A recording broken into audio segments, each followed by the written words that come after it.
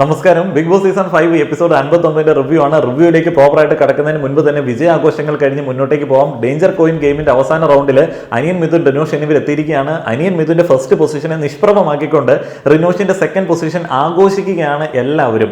അടിപൊളി ഗെയിം ആയിരുന്നു. എല്ലാവരും ആസ്വദിച്ച് കളിച്ച ഒരു ഗെയിമാണ്. ഒട്ടും പ്രതീക്ഷിക്കാതാണ് ശരിക്കും റിനോഷ് അതിന്റെ ഫൈനൽ റൗണ്ടിലേക്കൊക്കെ വരുന്നത്. ഇതുപോലെ എല്ലാ ദിവസവും വിജയിച്ച് മുന്നേറാനായിട്ട് പറ്റട്ടെ. റിനോഷിന് അത്രയധികം കാത്തിരിപ്പുണ്ട്, അത്രയധികം പ്രാർത്ഥനകളുണ്ട്, അത്രയധികം നേർച്ചകളുണ്ട് റിനോഷിന് വേണ്ടി. എല്ലാവരോടും ഈ ഒരു നിമിഷത്തിൽ ഈ ഒരു സന്തോഷം പങ്കിട്ടുകൊണ്ട് വീഡിയോയിലേക്ക് കടക്കുകയാണ്. മുൻപ് ഞാൻ അപ്ലോഡ് ചെയ്ത വീഡിയോയിൽ കുറേയധികം ആളുകൾ കുറേയധികം വിമർശനങ്ങൾ പറയുന്നത് കേട്ടു. വൈകിട്ടത്തെ ഡേഞ്ചർ കോയിൻ ഗെയിമിന്റെ വിജയം കണ്ടിട്ട് റിവ്യൂ ചെയ്താൽ പോരായിരുന്നോ, ഇത് റിനോഷിനെ ഡീഗ്രേഡ് ചെയ്യാൻ വേണ്ടി അല്ലേ എന്നൊക്കെ പല ആളുകൾ ചോദിച്ചു. ആക്ച്വലി ഞാൻ രാവിലത്തെ ആ ഒരു ടാസ്കിന്റെ ഗെയിമിന്റെ പെർഫോമൻസിൽ മാത്രം ചെയ്ത ഒരു വീഡിയോ ആണ്.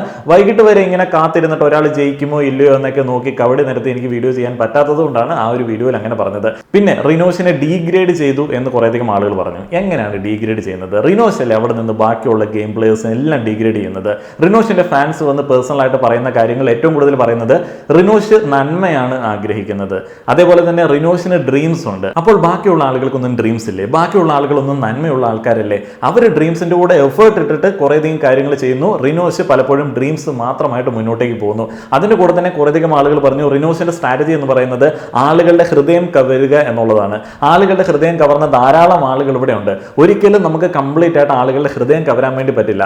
ഇത് നമുക്ക് കിട്ടിയ ഒരു ഓപ്പർച്യൂണിറ്റിയാണ്. അത് നമ്മൾ മാക്സിമം കമ്മിറ്റ്മെന്റോടെ മാക്സിമം എഫേർട്ട് ഇട്ട് ചെയ്ത് ആ ഒരു ഗെയിമിനോട് ആ ഒരു ഓപ്പർച്യൂണിറ്റിയോട് നീതി പുലർത്തുന്നതാണ് ഏറ്റവും റൈറ്റ് ആയിട്ടുള്ള ഒരു കാര്യം. ആളുകൾക്ക് ഇന്ന് ഒരാളെ ഇഷ്ടപ്പെടും, നാളെ വേറെ എന്തെങ്കിലും ഒരു റീസൺ വരുന്ന സമയത്ത് ആ ഒരു ഇഷ്ടം അങ്ങോട്ട് മാറിപ്പോകും. റിനോഷ് നല്ല ഒരു നിലയിലേക്ക് എത്തി, ഒരു സിനിമയിൽ അഭിനയിച്ചു. ആ ഒരു സിനിമ ആളുകൾക്ക് ഇഷ്ടപ്പെടാത്തതാണ് എന്നുണ്ടെങ്കിൽ മാറുന്ന ഒരു ഇഷ്ടം മാത്രമേ റിനോഷിന് ആളുകളിൽ നേടിയെടുക്കാൻ വേണ്ടി പറ്റത്തുള്ളൂ. ഇത് ശരിക്കും പറഞ്ഞ ഒരു വലിയ ഓപ്പർച്യൂണിറ്റിയാണ്. 50 ലക്ഷം പ്രൈസ് മണിയാണ്.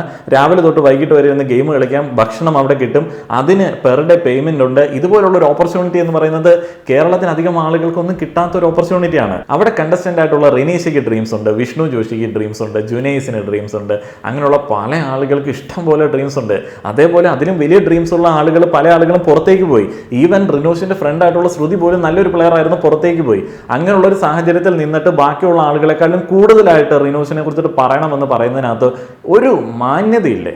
50 ലക്ഷം പ്രൈസ് മണി എന്ന് പറയുന്നത് നമ്മളെപ്പോലുള്ള ആളുകൾക്കൊക്കെ 10 വർഷം കൂട്ടി വെച്ചാൽ സേവ് ചെയ്യാൻ പറ്റാത്ത ഒരു എമൗണ്ട് ആണ്.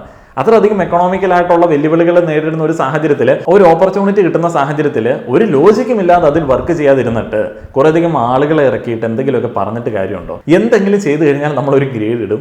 ഒന്നും ചെയ്തില്ല എന്നുണ്ടെങ്കിൽ നമ്മൾ ഒന്നും ചെയ്തില്ല എന്ന് പറയും. ഒന്നും ചെയ്തില്ല എന്ന് പറയുന്ന സമയത്ത് അത് ഡീഗ്രേഡിംഗ് എന്നുള്ള രീതിയിലേക്ക് വ്യാഖ്യാനിക്കുക എന്ന് പറയുന്നത് വളരെ മോശമാണ്. എനിക്ക് തോന്നിയത് ഞാൻ പറയത്തുള്ളൂ, എനിക്ക് കാണുന്നത് ഞാൻ പറയത്തുള്ളൂ. എനിക്ക് കറക്റ്റായിട്ട് ഞാൻ ഇന്ന് കണ്ട കാര്യമാണ്. റിനോഷ് കറക്റ്റായിട്ട് ഗെയിമിൽ നിന്ന് മാറി നിൽക്കുന്നത് ഞാൻ കണ്ടതാണ്. പല ദിവസങ്ങളിൽ ഞാൻ കണ്ടതാണ്. കണ്ടു കഴിഞ്ഞാൽ ഞാൻ പറയും, അത് ആരാണെങ്കിലും ഞാൻ പറയും, ഒരു ഓപ്പർച്യൂണിറ്റിയാണ്. അവസരങ്ങൾ എന്ന് പറയുന്നത് എല്ലാവർക്കും കിട്ടുന്നതല്ല. അവസരങ്ങളുടെ മുൻപിൽ ഇങ്ങനെ പിന്തിരിഞ്ഞ് ക്രോക്കഡായിട്ട് ഈ പീസ് പ്രീച്ചിങ് നടത്തിയിട്ട് ഒരിക്കലും മുന്നോട്ടേക്ക് പോകാൻ വേണ്ടി പറ്റത്തില്ല. അങ്ങനെ ഒരാളെ കുറേയധികം ഫാൻസിന്റെ തള്ളൽ കേട്ടിട്ട്, ആക്രോശങ്ങൾ കേട്ടിട്ട് ഞാൻ സപ്പോർട്ട് ചെയ്തില്ല. അത് എത്തിക്കലല്ല, അൺഎത്തിക്കലാണ്. അവസരങ്ങൾ എന്ന് പറയുന്നത് അത്രയധികം ഇമ്പോർട്ടൻ്റ് ആണ്. അതിനുവേണ്ടിയൊക്കെ ഒത്തിരി കഷ്ടപ്പെടുന്ന ഒരു യുവാവ് തന്നെയാണ് ഞാനും. അത്രയധികം വെല്ലുവിളികളുണ്ട് ഈ ഒരു നാട്ടിൽ. നമ്മളൊക്കെ ഒത്തിരി കഷ്ടപ്പെട്ടിട്ട് ആഡ് ചെയ്തൊക്കെ ചെയ്യുന്നത്. നാളെ ആരെങ്കിലുമൊക്കെ ബിഗ് ബോസ് ഹൗസിൽ പോയിട്ട് ഗെയിം കളിക്കുന്ന സാഹചര്യത്തിൽ അവരൊക്കെ നന്മയില്ലാത്ത ആൾക്കാരും ഗെയിം കളിക്കാതെ മാറി നിൽക്കുന്ന ആൾക്കാരൊക്കെ നന്മയുള്ള ആൾക്കാരുമാണെന്ന് പറഞ്ഞു കഴിഞ്ഞാൽ അത് ആ ഒരു പ്ലാറ്റ്ഫോമിനോട് അവിടെയുള്ള ബാക്കി ഗെയിമേഴ്സിനോടൊക്കെ പറയുന്ന വളരെ മോശമായിട്ടുള്ള ഒരു കാര്യമാണ്. അതുകൊണ്ട് തന്നെ ഗെയിം കളിച്ചില്ല എന്ന് പറഞ്ഞു കഴിഞ്ഞാൽ കളിച്ച സാഹചര്യം കാണിച്ചു തരാമെന്നുണ്ടെങ്കിൽ മാത്രം അംഗീകരിക്കാം, അല്ല എന്നുണ്ടെങ്കിൽ പോയി പണി നോക്കാൻ പറയും. എനിക്ക് ഇമാതിരി പരിപാടികൾ തീരെ താല്പര്യമില്ല. എന്താണോ കണ്ടത് അത് തന്നെ ആയിരിക്കും ഇനി തൊട്ട് റിവ്യൂവിൽ ആഡ് ചെയ്യാനായിട്ട് ഉദ്ദേശിക്കുക. നമുക്ക് ആരോടും പ്രത്യേകിച്ച് ഒരു മമതയൊന്നുമില്ല, നമുക്ക് അതിൻ്റെ ആവശ്യമില്ല. നമ്മളൊക്കെ നല്ല ഇൻഡിപെൻഡൻ്റ് ആയിട്ട് മുന്നോട്ടേക്ക് പോകുന്ന ആൾക്കാരാണ്. ഇത് നമ്മളുടെ സോഴ്സ് ഓഫ് ഇൻകത്തിന്റെ ഭാഗമായിട്ട് എന്റർടൈൻമെന്റിനെ റവന്യൂ ആയിട്ട് ജനറേറ്റ് ചെയ്യുന്ന ഒരു പരിപാടിയാണ്. നമുക്കതിൽ കൂടുതൽ ഒരു കമ്മിറ്റ്മെന്റും അവിടെയുള്ള ഒരാളോടും ഇല്ല. അത് മനസ്സിലാക്കുക. അതുകൊണ്ട് തന്നെ ഓപ്പർച്യൂണിറ്റികൾ ഭംഗിയായിട്ട് വിനിയോഗിക്കുന്ന ആളുകൾക്കൊപ്പമായിരിക്കും ഞാൻ എന്നും. ഇനി റിവ്യൂയിലേക്ക് കിടക്കുകയാണെന്നുണ്ടെങ്കിൽ നോ ഫൈറ്റ് വീക്കാണ്. ആളുകൾ അങ്ങോട്ടും ഇങ്ങോട്ടും തമ്മിൽ തല്ലുന്നതൊക്കെ കണ്ട് ബിഗ് ബോസും അടുത്തിട്ട് കൊണ്ടുവന്ന പുതിയൊരു പരിപാടിയാണ് no fight week. No fight വീക്കിൽ സന്മനസ്സുള്ളവർക്ക് സമാധാനം എന്ന് പറയുന്ന ഒരു ഗെയിമിന്റെ സീരീസ് തന്നെയാണ് പുള്ളിക്കാരൻ പ്ലാൻ ചെയ്തിരിക്കുന്നത്. അതിന്റെ ആദ്യ ഗെയിമായിരുന്നു രാവിലത്തെ ആ ഒരു പഞ്ഞി പിറക്കി പെട്ടിയിലാക്കി തൂക്കി ഏറ്റവും കൂടുതൽ തൂക്കമുള്ള ആളുകൾ വിജയിക്കുന്ന ആ ഒരു ടാസ്ക്. ഈ ഒരു ടാസ്ക് ഭംഗിയായിട്ട് ചെയ്യുന്നതിന്റെ ഇടയിൽ അവർക്ക് നേരിടേണ്ട വെല്ലുവിളി എന്താണെന്ന് വെച്ച് കഴിഞ്ഞാൽ ഇതിനിടയിൽ ആളുകൾ അവരുടെ ഐഡന്റിറ്റിയോട് നീതി പുലർത്തി തന്നെ വളരെ സഭ്യമായിട്ടൊക്കെ പെരുമാറി സംയമനത്തോടെ ഗെയിമിന് അപ്രോച്ച് ചെയ്യണം. പ്രൊവോക്ക് ചെയ്യാൻ പാടില്ല. പ്രൊവോക്ക് ചെയ്യപ്പെടുന്ന സാഹചര്യങ്ങളിൽ നിന്നിട്ട് മാറി നിൽക്കണം. പ്രൊവോക്ക് ചെയ്യപ്പെട്ട് കഴിഞ്ഞാൽ പ്രൊവോക്ക് ചെയ്ത് കഴിഞ്ഞാൽ ആർക്കെങ്കിലും ഒരാൾക്ക് ബസർ അമർത്താനായിട്ടുള്ള ഒരു അവസരമുണ്ട്. അങ്ങനെ ബസർ 3 തവണ അമർത്തി കഴിഞ്ഞാൽ ആകെയുള്ള ലക്ഷറി പോയിന്റ് ആയിട്ടുള്ള 2000 നിന്നിട്ട് 25% ഒക്കെ കട്ടായി പോകും. അപ്പോൾ അത് വലിയ വെല്ലുവിളി നിറഞ്ഞ പരിപാടിയാണ്. മര്യാദയ്ക്ക് എല്ലാവരും ഒത്തൊരുമിച്ച് പോവുകയാണെന്നുണ്ടെങ്കിൽ ധാരാളം ലക്ഷറി പോയിന്റുകൾ ഏൺ ചെയ്യാൻ ഇങ്ങനെ പറ്റുന്ന ഒരു മത്സരമാണ്. ലാലേട്ടൻ കഴിഞ്ഞ ദിവസം പറഞ്ഞതുപോലെ തന്നെ ലക്ഷറി പോയിന്റുകൾ ഒന്നിച്ച് വാങ്ങിയെടുക്കാൻ വേണ്ടിയുള്ള ഒരു ശ്രമമായിട്ട് കരുതേണ്ടതായിരുന്നു. പക്ഷേ ഈ ഒരു ഗെയിമിൽ ആദ്യം തൊട്ട് തന്നെ സാഗർ അദ്ദേഹത്തിന്റെ ഒരു റിവെഞ്ച് ഗെയിം കളിക്കാനായിട്ടാണ് ശ്രമിച്ചത്. ഇത് പഞ്ഞിയുമായി ബന്ധപ്പെട്ട ഒരു ഗെയിമാണ് എന്നുള്ളത് സാഗർ ആദ്യം തന്നെ നോട്ട് ചെയ്യുന്നു. ഇന്നലെ നോമിനേഷനിൽ വന്ന ആളുകളാണ് ശോഭ, സാഗർ, ജുനൈസ്, അഖില, വിഷ്ണു എന്നിവര്. ഇങ്ങനെയുള്ള ആളുകൾക്കിടയിൽ കുറച്ച് ആളുകൾക്ക് നല്ല രീതിയിൽ അങ്ങോട്ട് പൊളിഞ്ഞിട്ടുണ്ട്. അവരുടെ ദേശീയ പ്രകടനങ്ങളാണ് ഇന്നത്തെ ദിനം ത്രൂഔട്ട് നമുക്ക് കാണാനായിട്ട് സാധിച്ചത്. അതിനകത്ത് എല്ലാവർക്കും പാരയാവുന്ന ഒരു ദേശീയ പ്രകടനം നടത്തിയത് സാഗറാണ്. ഇന്നലെ നോമിനേഷൻ സമയത്ത് സാഗർ വെച്ചായിരുന്നു ഐസ് വെച്ചിട്ടുള്ള ഒരു കളി, പഞ്ഞി വെച്ചിട്ടുള്ള ഒരു കളി, പലവിധ ക്രിയേറ്റിവിറ്റികൾ പുള്ളിയുടെ ഭാഗത്തുണ്ടല്ലോ. അപ്പോൾ ആ ഒരു കളി ശോഭയ്ക്ക് അത്രയ്ക്ക് അങ്ങോട്ട് ഇഷ്ടപ്പെട്ടില്ല. അനു ഒക്കെ ആ ഒരു കളിയുടെ തിക്തഫലങ്ങൾ അനുഭവിച്ചിട്ടുള്ള ആളുകളാണ്. എന്നാൽ അനു അതിനെ തുടർന്ന് പരാതിപ്പെട്ടിട്ടൊന്നുമില്ല. അത് കറക്റ്റായിട്ട് തന്നെ ശോഭ സാഗറിനെതിരെ യൂസ് ചെയ്തത് സാഗർ നല്ല രീതിയിൽ നോട്ട് ചെയ്ത് വെച്ചിട്ടുണ്ടായിരുന്നു. അപ്പോൾ ഇന്നത്തെ ഗെയിം പഞ്ഞിയുമായി ബന്ധപ്പെട്ടതായതുകൊണ്ട് തന്നെ ശോഭ പഞ്ഞിയോട് വളരെ ഫ്രണ്ട്ലി ആയിട്ട് തന്നെ ഗെയിം കളിക്കുന്നത് സാഗർ നോട്ട് ചെയ്തിരുന്നു. സാഗർ ആദ്യം തൊട്ട് തന്നെ ഗെയിമിൽ നിന്ന് ഔട്ട് ആവാനായിട്ടുള്ള കളികളാണ് കളിച്ചത്. ആദ്യത്തെ റൗണ്ടിൽ സാഗറിന് ഔട്ട് ആവാൻ വേണ്ടി പറ്റിയില്ല. കാരണം അതിലും വലിയ ഉഴപ്പനായിട്ടുള്ള റിനോജ് അവിടെ ഉണ്ടായിരുന്നു. പഞ്ഞിക്കൂനയിൽ നിന്ന് പഞ്ഞി തപ്പുന്നു, അതേപോലെ തന്നെ പെട്ടി 1 കിലോമീറ്റർ അകലെ മാറ്റി വയ്ക്കുന്നു. അങ്ങനെയുള്ള ധാരാളം വിറ്റുകളായിരുന്നു റിനോജ് ചെയ്തുകൊണ്ടിരുന്നത്. ഒരിക്കലും നമുക്ക് യോജിക്കാൻ പറ്റാത്ത, ഒരിക്കലും നീതീകരിക്കാൻ പറ്റാത്ത ഒരു ഗെയിം അപ്രോച്ച് ആയിരുന്നു റിനോഷിൻ്റെത്. അതുകൊണ്ട് തന്നെയാണ് ഞാൻ ആ ഒരു വീഡിയോയിൽ അങ്ങനെ പറഞ്ഞത്. അതിനകത്ത് യാതൊരു മാറ്റങ്ങളുമില്ല. ഏതായാലും ആദ്യത്തെ റൗണ്ടിൽ റിനോഷ് ഔട്ട് ആവുന്നു. പിന്നീടുള്ള റൗണ്ടിൽ സാഗർ എന്ത് ചെയ്തു? പഞ്ഞിയൊക്കെ എടുത്തു. അതിനുശേഷം കാത്തു നിന്നു. പിന്നീട് പണിയെടുക്കാൻ പോയില്ല. ഔട്ട് ആവുക എന്നുള്ള ലക്ഷ്യത്തോടെ തന്നെയാണ് സാഗർ അവിടെ നിന്നത്. അതിനുശേഷം സാഗർ ഓരോ ആളുകളായിട്ട് പ്രൊവോക്ക് ചെയ്യാൻ വേണ്ടി തുടങ്ങി. റെനീഷയെ പ്രൊവോക്ക് ചെയ്തു. റെനീഷയ്ക്ക് ആ ഒരു പ്രൊവോക്കേഷൻ ഏറ്റു. റെനീഷ് അപ്പോൾ സൗണ്ട് മാറ്റി, മോഡുലേഷൻ മാറ്റി തിരിച്ച് റെസ്പോണ്ട് ചെയ്യാൻ വേണ്ടി തുടങ്ങി. ജുനൈസിനെ പ്രൊവോക്ക് ചെയ്തു. ജുനൈസിനും ആ ഒരു പ്രൊവോക്കേഷൻ ഏറ്റു. ശോഭയെ പ്രൊവോക്ക് ചെയ്യുന്നു. ശോഭ തിരിച്ച് 1-2 കാര്യങ്ങൾ പറയുന്നു. ഷിജു കറക്റ്റായിട്ട് തന്നെ ശോഭയോട് പറയുന്നുണ്ട്, നീ റെസ്പോണ്ട് ചെയ്യാൻ വേണ്ടി പോവണ്ട എന്നുള്ളത്. പക്ഷേ ആ ഒരു പ്രൊവോക്കേഷൻ കറക്റ്റായിട്ട് തന്നെ മുന്നോട്ടേക്ക് കൊണ്ടുപോയി.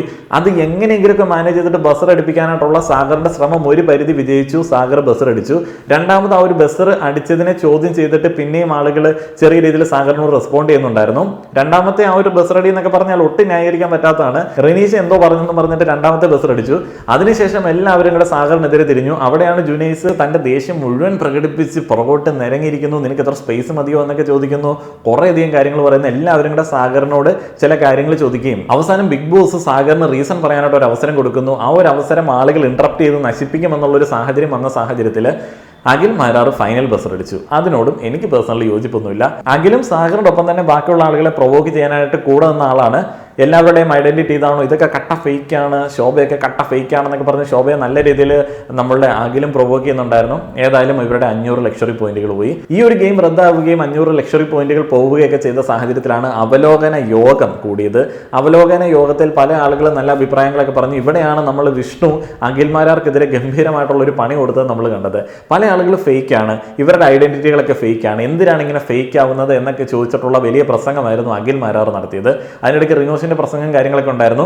റിനോഷ് ആ ഒരു ടാസ്കിൽ ഒന്നും ചെയ്യാതെ ആ ഒരു പ്രസംഗം നടത്തിയതിനോട് എനിക്ക് തീരെ യോജിപ്പില്ല. കാരണം റിനോഷ് എന്ന് പറഞ്ഞത് എല്ലാവർക്കും വേണ്ടിയുള്ള ഒരു പോയിന്റുകളാണ്, എല്ലാവർക്കും വേണ്ടി ലക്ഷറി പോയിന്റുകളാണ്. അതിനകത്ത് ഇങ്ങനെ ബസർ അമർത്തിയത് ശരിയല്ല, ആളുകൾ അത് നഷ്ടപ്പെടുത്തിയത് ശരിയല്ല. ഒന്നും ചെയ്യാതെ ആദ്യ റൗണ്ടിൽ ഭയങ്കര ഉഴപ്പി മാറി നിന്ന ഒരാൾ വന്ന് ഈ സെയിം പ്രീച്ചിങ് പരിപാടി ഇറക്കി കഴിഞ്ഞാൽ ഞാൻ സ്ഥിരമായിട്ട് ലൈവ് കാണുന്ന ഒരാളാണ്, എനിക്ക് നല്ല രീതിയിൽ പൊളിയും. ഒന്നും ചെയ്യാതിരുന്നിട്ട് ഡയലോഗ് അടിക്കുക എന്നുള്ളത് തന്നെയാണ് എനിക്ക് തോന്നിയത്. കണ്ടസ്റ്റൻസിൽ ഷിജുവിനെ പോലുള്ള ആളുകൾക്കൊക്കെ റിനോഷിന്റെ ഈ ഒരു സ്ട്രാറ്റജി മനസ്സിലായതുകൊണ്ട് തന്നെയാണ് റിനോഷ് ഡേഞ്ചർ കോയിൻ ഗെയിമിൽ ഒരു ഡയലോഗ് അടിച്ച സമയത്ത് ഷിജു പറഞ്ഞാൽ നമുക്കും കൂടെ തോന്നണ്ടേ എന്നുള്ളൊരു ചോദ്യം ചോദിച്ചത്. ഏതായാലും റിനോഷ് ആ ഒരു കാര്യം പറഞ്ഞു. അതിനുശേഷം അഖിൽമാരാർ പറയുന്നു. അഖിൽമാരാർ വന്ന് എല്ലാവരോടുമായിട്ട് പറഞ്ഞത്, നിങ്ങളുടെയൊക്കെ ആ ഒരു ഒറിജിനൽ സ്വഭാവം കുറച്ചു നേരം മാറ്റി വെക്കാൻ പോലും നിങ്ങളെ കൊണ്ട് പറ്റിയില്ല. സാഗർ പ്രൊവോക്ക് ചെയ്യുന്ന സമയത്ത് നിങ്ങൾ എന്തിനാണ് തിരിച്ചു പറഞ്ഞത്? അപ്പോൾ ശോഭയൊക്കെ ഉദ്ദേശിച്ചിട്ട് തന്നെയാണ് അഖിൽ അങ്ങനെ പറഞ്ഞത്. ജുനൈസിനെ പോലുള്ള ആളുകളൊക്കെ അങ്ങനെ റെസ്പോണ്ട് ചെയ്യുന്നു. ശരിക്കും പ്രൊവോക്ഡ് ആവേണ്ട സാഹചര്യമില്ല, നിങ്ങൾക്ക് അതിന് പോലും പറ്റാത്തത് കൊണ്ടല്ലേ എന്നുള്ളൊരു ചോദ്യമാണ് അഖിൽ ചോദിച്ചത്. പക്ഷേ അതിന് അതിനുശേഷം വന്ന വിഷ്ണു ജോഷി അഖിലിനിട്ട് നല്ല തിരിച്ചു കൊടുത്തു. അഖിലിനൊന്നും തിരിച്ച് പറയാൻ തന്നെ പറ്റിയില്ല. വിഷ്ണു കഴിഞ്ഞ കുറേ ദിവസങ്ങളായിട്ട് അഖിലിന് ചില പാരകളൊക്കെ ഇങ്ങനെ കൊടുക്കുന്നുണ്ട്.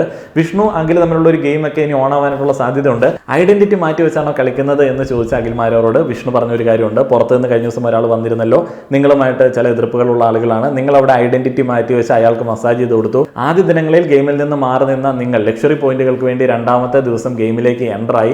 അങ്ങനെ ഒരാൾ ഇത്രയധികം ലക്ഷറി പോയിന്റുകൾ നഷ്ടപ്പെടുത്തുന്ന ഒരു കാര്യം ചെയ്യുന്നത് ശരിയാണോ എന്നുള്ളൊരു ചോദ്യമാണ്. എനിക്ക് തോന്നുന്നു കഴിഞ്ഞ ദിവസം ആ ഒരു പ്ലാൻ ഇട്ട സമയത്ത് വിഷ്ണു ജോഷി ഒറ്റപ്പെട്ടു പോയിരുന്നു. വിഷ്ണു ജോഷി ഒറ്റപ്പെടുകയും തൻ്റെ ഏട്ടൻ അതേപോലെ തന്നെ തൻ്റെ ചങ്കുകൾ അങ്ങനെയുള്ള ആളുകൾ മാറി നിൽക്കുകയും ചെയ്തത് അദ്ദേഹത്തിന് ഫീൽ ചെയ്തിരുന്നു. അദ്ദേഹം അത് റിയലൈസ് ചെയ്ത് ഒന്ന് കരയൊക്കെ ചെയ്തിരുന്നു. എനിക്ക് തോന്നുന്നു അവിടെ തൊട്ട് തന്നെ വിഷ്ണു ഇൻഡിവിജ്വലായിട്ട് കളിക്കാനായിട്ടുള്ള ഒരു പ്ലാൻ ഇട്ടിട്ടുണ്ടായിരുന്നിരിക്കണം. അതുകൊണ്ടൊക്കെ തന്നെയാണെന്ന് തോന്നുന്നു കഴിഞ്ഞ ദിവസമൊക്കെ അഖിൽ ശോഭയെ ബുള്ളി ചെയ്യുന്ന ഒരു സ്ഥിര സാഹചര്യങ്ങളിൽ വിഷ്ണു അത്രയധികം സപ്പോർട്ട് കൊടുക്കുന്നില്ല.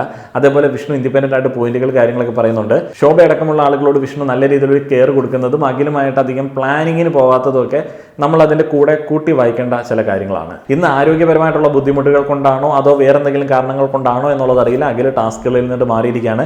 പഞ്ഞി ടാസ്ക് പല ആളുകൾക്കും വെല്ലുവിളിയുള്ള ഒരു കാര്യം തന്നെയാണ്. അഖിൽ നേസൽ സ്പ്രേ ഒക്കെ യൂസ് ചെയ്യുന്ന ഒരാളാണ്, ചിലപ്പോൾ അതുകൊണ്ടായിരിക്കും മാറ്റിയിട്ടത്. ഡേഞ്ചർ കോയിൻ ടാസ്കിൽ അഖിൽ കാര്യമായിട്ട് തന്നെ പെർഫോം ചെയ്തു. എല്ലാ ആളുകളും ഗംഭീരമായിട്ടുള്ള പെർഫോമൻസ് ഡേഞ്ചർ കോയിൻ ടാസ്കിൽ നടത്തി. അത്ര നൈസ് ആയിരുന്നു, ഒരു ഓട്ടപ്പിടുത്തം കളിയായിരുന്നു. അതിനിടയിൽ ശോഭയും മിഥുനും എല്ലാം കൂടെ നമ്മളുടെ കുളത്തിൽ പോയതൊക്കെ രസകരമായിട്ട് കണ്ടുകൊണ്ടിരിക്കാൻ പറ്റി. അതിനുശേഷം കുളത്തിൽ പോയതിന് ശേഷം വന്നിട്ട് ആദ്യം തന്നെ ശോഭ പറഞ്ഞത് ഗ്രൂപ്പ് കളി എന്നുള്ളതാണ്. ഊണിൽ ഉറക്കത്തിലൊക്കെ ശോഭ എപ്പോഴെങ്കിലും തോറ്റു കഴിഞ്ഞാൽ ഗ്രൂപ്പ് കളി എന്ന് പറയുന്നത് രസകരമാണ്, കോമഡിയാണ്, കണ്ടുകൊണ്ടിരിക്കാൻ വേണ്ടി പറ്റും. റിനോഷ് ഫൈനൽ റൗണ്ടിൽ എത്തിയത് തന്നെയാണ് ഇന്നത്തെ ദിനത്തിന്റെ ഒരു ഹൈലൈറ്റ്. അതിനോടൊപ്പം തന്നെ ശോഭ അതേപോലെ തന്നെ ജുനൈസ്, സാഗർ എന്നിവരുടെ ആ ഒരു പിണക്കം മെയിനായിട്ടുള്ള ഒരു കാര്യമായിട്ട് തന്നെ ഉണ്ട്. അവർ ഈ നോമിനേഷനിൽ വന്നത് അവർക്ക് തീരെ പറ്റണില്ല. അതുകൊണ്ട് തന്നെ അവർ മറ്റുള്ള ആൾക്കാർക്കിട്ട് പണി കൊടുക്കാൻ വേണ്ടി എന്തൊക്കെയോ ചെയ്യുന്നുണ്ട്. ഗെയിം ചേഞ്ച് ചെയ്യാനായിട്ടുള്ള ഒരു ശ്രമം സാഗർ നടത്തുന്നു എന്നൊക്കെ പല ആളുകളും പറയുന്നുണ്ട്. എനിക്ക് ഗെയിം ചേഞ്ചിങ് ആയിട്ട് തോന്നിയില്ല.